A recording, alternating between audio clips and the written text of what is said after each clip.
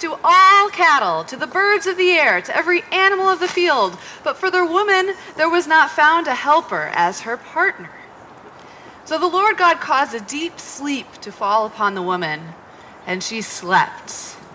Then God took one of her ribs and closed up its place with flesh, and the rib that the Lord God had taken from the woman, God made into a man and brought him to the woman. Then the woman said, "This at last is bone of my bones and flesh of my flesh. This one shall be called man, for out of woman this one was taken."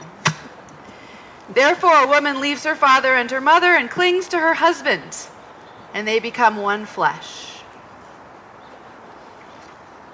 The gospel of the Lord. What if this were what the Bible said? What if the genders were reversed? The traditional passage where man is created first is often used as a justification for patriarchy and sexism.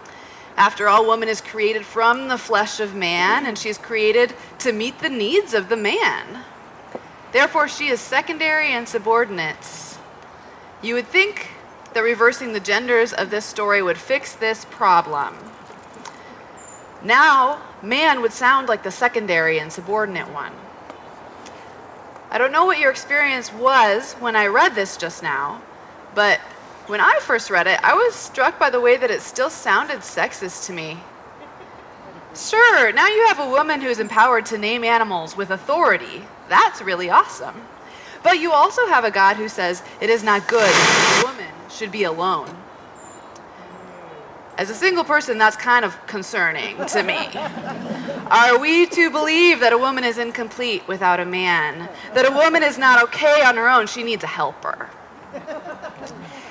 I'd hate to think what the religious right would do with a verse like that. The reverse story goes on to explain that because of their lack of independence, women leave their parents and cling to their husbands. Cool.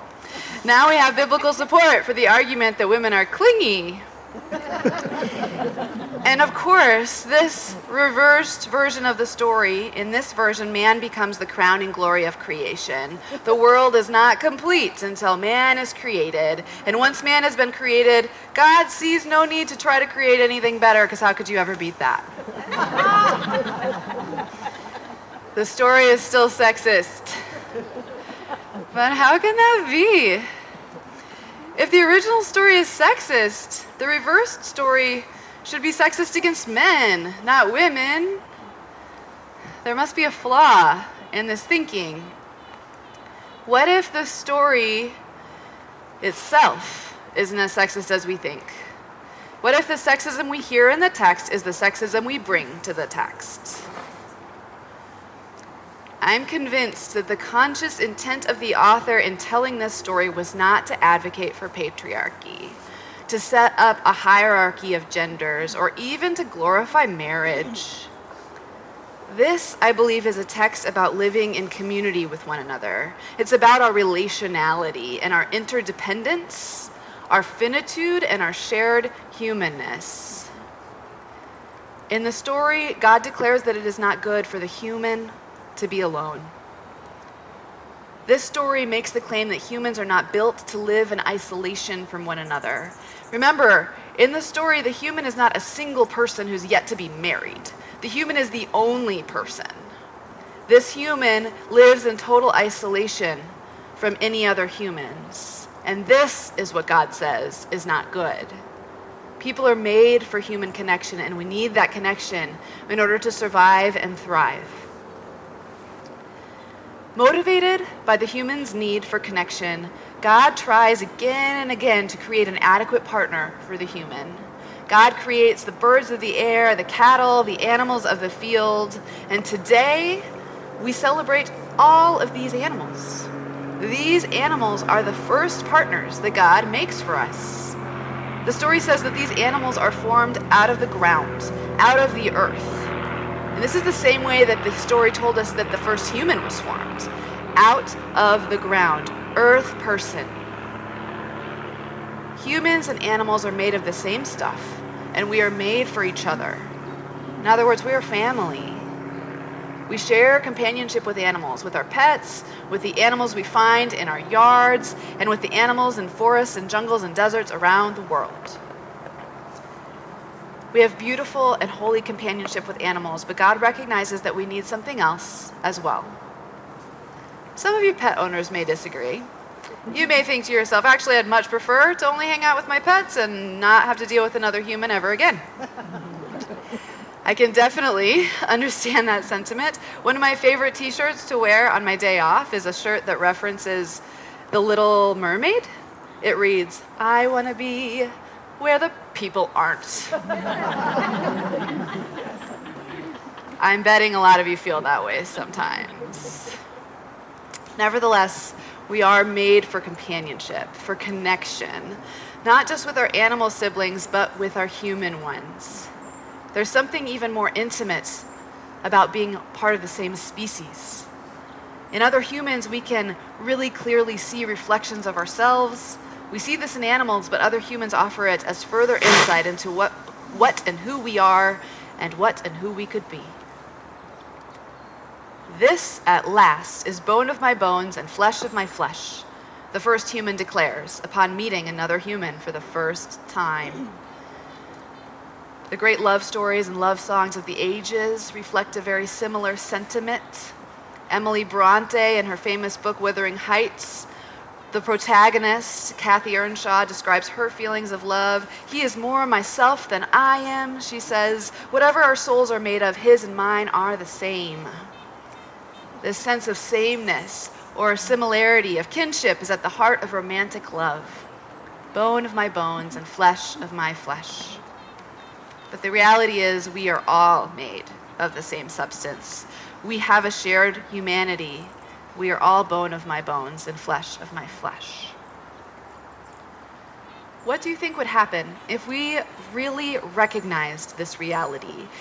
What if every time you walked into a room and saw another human being, you thought to yourself, this person here is bone of my bones and flesh of my flesh? What would that feel like? Would you behave differently? We're going to practice. I want you to repeat after me. Neighbor, you are bone of my bones and flesh of my flesh. Neighbor, you are bone of my bones and flesh of my flesh. Now turn to someone near you, ask their name if you don't know it, and say their name. You are bone of my bones and flesh of my flesh. Take turns. You are bone of my bones and flesh of my flesh.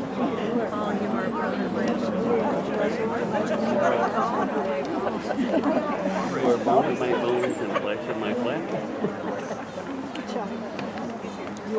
It's very intimate, isn't it? Thank you. I'd like to challenge you to think that sentence to yourself in your head whenever you engage with another person this week. You don't have to say it out loud. That might be a little weird. But do think that in your head, okay? Think to yourself, this person is bone of my bones and flesh of my flesh. And see what that does to that interaction. Likewise, when you come into contact with an animal, you can think to yourself, this animal and I are made of the same stuff. We are made of the same stuff. I have tried this exercise, and it's hard to remember to do. I do it once and then forget for a couple hours. It takes extra time and extra effort and extra mindfulness. I also need to warn you that it's not a touchy-feely, feel-good exercise. When you read, or when I read news articles about war or Hurricane Helene, the exercise causes me to identify with people who are suffering and feel that pain in a deeper way. It causes me to not only empathize, but become invested